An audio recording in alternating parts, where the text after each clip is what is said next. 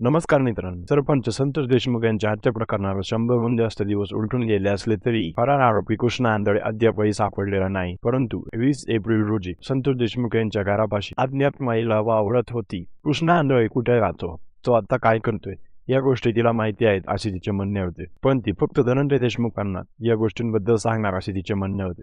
पोलिसांनी आणि गावकऱ्यांनी तिच्याबरोबर वार्तालाप केला, पण त्या महिलेने कोणालाही काही न सांगता तिच्या प्रवासाच्या गोष्टीवर टोलवाटोलवीची उत्तरे दिली.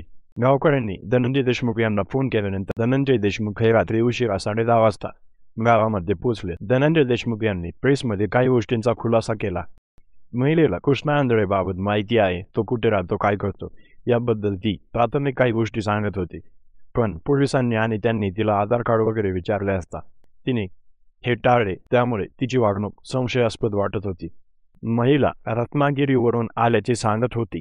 धनंजय देशमुखांनी त्या महिलेबद्दल रत्नागिरी पोलीस चौकीमध्ये इन्क्वायरी केल्यानंतर समजले की त्या महिलेने रत्नागिरीमध्येही अशा काही कंप्लेंट्स दिलेल्या आहेत. महिलेची आंघोळीची सोय केल्यानंतर ती महिला आंघोळीसाठी नकार देत होती आणि आंघोळ माझ्या घरीच करेल असे तिचे म्हणणे होते.